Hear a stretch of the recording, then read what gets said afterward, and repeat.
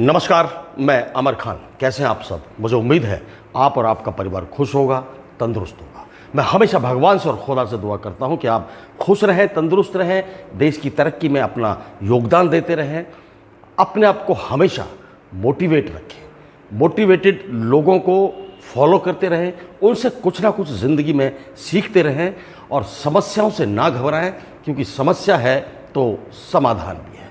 एक बार फिर मैं बात करना चाहूँगा राहुल गांधी के बारे में। राहुल गांधी का, जैसे मैंने काफ़ी सारे वीडियो राहुल गांधी के बारे में बनाए हैं, उसके जैसा जो मैंने मोटिवेटेड इंसान है आजकल के भारत के अंदर बहुत कम देखने को मिलेगा, बल्कि कह सकते हैं कि ना ही मिलेगा, मिलेगा ही नहीं।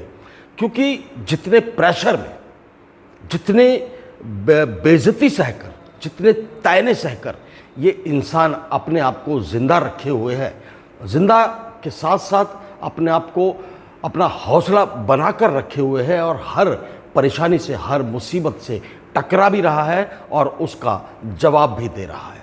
यदि किसी के ऊपर कोई बात आती है तो सीधा उसके साथ जाकर खड़ा हो जाता है। कई बार लोगों ने हमारे क्रिकेटर, मतलब जिसे कह सकते महान क्रिकेटर विराट कोहली को भी निशाना बनाया था, तब भी राहुल गांधी विराट कोहली के साथ जाकर खड़े हो गए थे। उनके कंधे से कंधा मिलाकर कहा था कि आपके साथ यदि कुछ गलत है तो मैं पूरी तरह से आपके साथ हूँ। इतना ही नहीं, मोहम्मद शमी को भी लोगों ने ट्रोल किया, कई मौक़ों पर ट्रोल किया था। उस वक्त भी राहुल गांधी ने मोहम्मद शमी को सहारा दिया, उनको मोटिवेट किया और उनका हौसला बढ़ाया और कहा कि मैं आपके साथ हूँ। हमारी स्पोर्ट्स खिलाड़ी, महिला खिलाड़ी विनेश फोगाट, देखा था आपने कितना टॉर्चर सा किया गया था, उसको कितना परेशान किया गया था, सड़कों पर पड़ी रहती थी, रोती थी, रोई है, पुलिस से लाठियां भी खाई। उस वक्त कोई भी बड़ा नेता उसके साथ जाकर नहीं लगा, लेकिन उस हालात में भी राहुल गांधी ने विनेश फोगाट से मुलाकात की और उनको सहारा देने का, मतलब उनका साथ देने का राहुल गांधी ने वादा किया और साथ दिया पूरी तरह से। अपनी पार्टी से टिकट दिलवाया और विधायक का भी उनको बनवाया। अभी अभी पहलगांव हमले में हरियाणा के जो हिमांशी नरवाल है, उनके पति आतंकवादियों द्वारा मार दिए गए थे। उन्होंने सिर्फ इतना कहा था, मैं बड़ी वीडियो बनाऊंगा हिमांशी नरवाल के बारे में एक आध दिन में, लेकिन मैं संक्षिप्त में आपको बताता हूं, संक्षिप्त में, कि उन्होंने सिर्फ इतना कहा था कि मैं ये मानती हूं कि हमें, मेरे पति को मारने वाले मुसलमान थे, उन्होंने धर्म पूछकर मारा, लेकिन ये भी सच है कि वहाँ हजारों मुस्लिम, होटल वाले मुस्लिम, टैक्सी वाले मुस्लिम, खच्चर वाले मुस्लिम और जो वहाँ चाय दुकान और जो छोटी मोटी दुकानें लगाकर बैठे थे, सब मुस्लिम, और सभी ने हमारी रक्षा की। उनकी वजह से हम यहाँ पर बचकर आ सके हैं। और मैं इतना चाहती हूँ कि आप इस मामले को हिंदू मुस्लिम के मामले से ना जोड़ें। लोगों ने इतना गंदा गंदा भी हिमांशी नरवाल को बोल दिया था, देशद्रोही तक हिमांशी नरवाल को कह दिया था। बड़े शर्म की बात है, मुझे बहुत कहने में इतनी शर्म महसूस होती है कि हमारे देश का युवा, हमारे देश के अधेड़ उम्र का आदमी, इनकी सोच, इनका जो सोच की सीमा है वो कहाँ जाकर रोक रही है, कहाँ पहुँचेंगे ये लोग। किसी को छोड़ने पर भी राजी नहीं है। इनको लगे कि इनके घर से भी कोई आदमी ऐसा है, इनको पता है कि ये सच है, फिर भी पता नहीं किस पॉलिटिकल के दबाव में, किस नेता के दबाव में, किस अभिनेता के दबाव में ऐसे बयान देते हैं कि सीधे सीधे सीने को चीर देते हैं। इस तरह का बयान हिमांशी नरवाल के ऊपर लोगों ने दिया था कि वो बेचारी एक दुख से तो लड़ ही रही थी और भी इस तरह के मानसिक प्रताड़ित करने वाले दुखों ने उसको घेर लिया, जब उसके ही अपने देश के लोगों ने उस पर फब्तियां कसनी शुरू कर दी। ऐसे में राहुल गांधी उनके घर गए, उनसे मुलाकात की, उनको मोटिवेट किया, उनका हौसला बढ़ाया और आगे भी ज़िंदगी में उनका साथ देने का वादा किया। ऐसे हैं राहुल गांधी, हर परेशान व्यक्ति के साथ खड़े हुए वो आपको मिल जाएंगे। चाहे आप पिछला रिकॉर्ड राहुल गांधी का उठाकर देख लीजिए, मुझे नहीं पता किस तरह की राजनीति वो कर रहे हैं, किस तरह की राजनीति को झेल रहे हैं, हमारे देश में कैसी राजनीति चल रही है, लेकिन एक शख्स है जो हमेशा गरीब और मजलूमों के साथ आपको खड़ा हुआ मिलेगा, वो है राहुल गांधी। राहुल गांधी के सिर्फ और सिर्फ खड़े होने से ही आदमी का हौसला बढ़ जाता है।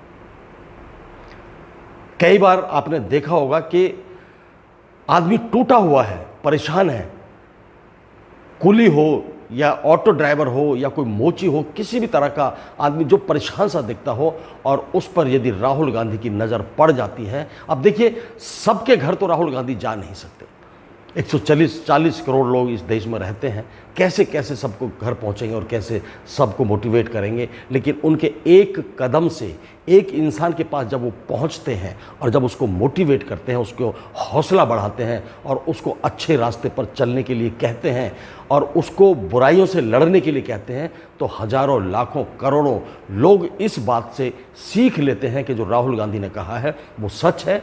हमें परेशानियों से लड़ना चाहिए, हमें परेशानियों से जूझना चाहिए, हमें परेशानियों को हराना है और अपनी मंजिल तक जाना है। अभी पिछले 2-3 दिन पहले का किस्सा मैं ताज़ा आपको बताता हूँ। बिहार के दरभंगा में अंबेडकर हॉस्टल में राहुल गांधी को जाना था। वहाँ आज का युवा, वो बिहार का ही नहीं, पूरे देश का युवा राहुल गांधी से मिलने के लिए लालेत है। वो चाहता है कि राहुल गांधी से मुलाकात की जाए, राहुल गांधी से मिलने के बाद कुछ हौसला जो टूट चुका है आजकल के नौजवानों का, वो थोड़ा सा संभाला जाए, हौसला वापस लाया जाए, तब एक नई ज़िंदगी की शुरुआत की जाए। आप ये जानते ही हैं कि पिछले सालों में कितनी बार पेपर लीक हुए हैं, स्टूडेंट्स की उम्र निकल गई है, जो तैयारी कर आते हैं वो तैयारी बेकार चली जाती है, परीक्षाएं रद्द हो जाती हैं। उसके बावजूद भी राहुल गांधी ने हौसला नहीं छोड़ा और जाकर लोगों को मोटिवेट किया है, उनका हौसला बढ़ाया है। कहने का मतलब, जो दरभंगा का अंबेडकर हॉस्टल है वहाँ पर राहुल गांधी को जाना था, वहाँ के छात्रों ने राहुल गांधी को स्पेशल इनवाइट किया हुआ था कि आप आएँ और हमारी समस्याओं को सुनें और हमें आगे बढ़ने का रास्ता बताएं। हमारे हौसले टूट रहे हैं, हम परेशान अपने आप को महसूस कर रहे हैं, ठगा हुआ सा महसूस कर रहे हैं। तो राहुल गांधी ने उनके आग्रह पर दरभंगा के अंबेडकर हॉस्टल जाना तय किया। लेकिन राजनीतिक गंदगी जो हमारे देश के अंदर ज़्यादा पनप रही है, वहाँ की सरकार ने उनको रोकने की भरपूर कोशिश की, बैरिकेड्स लगा दिए, पुलिस लगा दी पीछे, चारों तरफ से उनको घेर कर एक धूप में सड़क के ऊपर खड़ा कर दिया। उसके बावजूद राहुल गांधी हार नहीं माने, गाड़ी से उतर गए। इतनी चिलचिलाती धूप में वो पैदल ही अपने जो दोस्त, अपने जो छोटे भाई, जो नवयुवक नौजवान उनका इंतज़ार कर रहे थे, उनसे मिलने के लिए अंबेडकर हॉस्टल की तरफ बढ़ने लगे। जब पुलिस को ये लगा और सरकार को ये लगा कि नौजवानों का रेला चारों तरफ से इकट्ठा हो रहा है राहुल गांधी को देखने के लिए, राहुल गांधी से मिलने के लिए, तो उनके हौसले थोड़े से पस्त होते हुए नजर आए और आखिर में जाकर पुलिस प्रशासन ने, बिहार की सरकार ने राहुल गांधी को अंबेडकर हॉस्टल में जाने की परमिशन दे दी। जैसे ही अंबेडकर हॉस्टल में राहुल गांधी पहुंचे, छात्रों का हौसला 10 गुना बढ़ गया, सीना चौड़ा हो गया। हर शख्स को ये लगने लगा कि आने वाले कल में हमें कुछ ना कुछ हमारी ज़िंदगी के लिए अच्छी खबर राहुल गांधी से मिलेगी। राहुल गांधी ने वही किया, छात्रों की समस्याओं को सुना, उनकी परेशानियों को जाना और उनके साथ वादा किया कि आप अपने आप को अकेला ना समझें, आप अपने आप को कमज़ोर ना समझें, आप अपने आप को मजबूर ना समझें, आप लड़िए, मैं आपके साथ हूँ, जो आपकी मंजिल है उसको पाइए, मैं आपके साथ हूँ, आपकी हर परेशानी में, हर दुख की घड़ी में, हर मजबूरी में मैं आपके साथ खड़ा हुआ मिलूँगा। इतना कहते ही वहाँ के छात्राओं का जो मोटिवेशन था वो देखने लायक था, जोश में आ गए और राहुल गांधी के नारे भी वो लगाने लगे।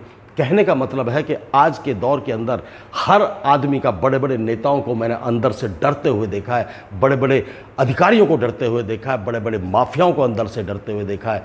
अकेला शख्स है राहुल गांधी जो निकलता है अपने रास्ते पर अपने काफिले के साथ तो हर सरकार का सीना चीरता हुआ अपने मुकाम तक पहुंचता है, और उसका मकसद सिर्फ यही है कि जो हमारे देश का नौजवान भटका है, उसकी पढ़ाई नहीं हो पा रही, उसके वजीफे नहीं मिल पा रहे, उसकी शिक्षा नहीं हो पा रही, उसको स्वास्थ्य नहीं मिल पा रहा, उसका जो ज़िंदगी का टारगेट है उसमें उम्र निकली चली जा रही है, इन सब को सुनकर राहुल गांधी उस पर काम करने का उनको आश्वासन देते हैं, सरकार के सामने सवाल उठाने का आश्वासन देते हैं। इसलिए मैं कह सकता हूं कि आज के दौर का सबसे मोटिवेटेड योद्धा, साहसिक व्यक्ति यदि कोई है तो वो है राहुल गांधी। आप राहुल गांधी से सीखिए, जिंदगी में कभी आपको मायूसी हाथ नहीं लगेगी। जय हिंद, जय भारत, नमस्कार।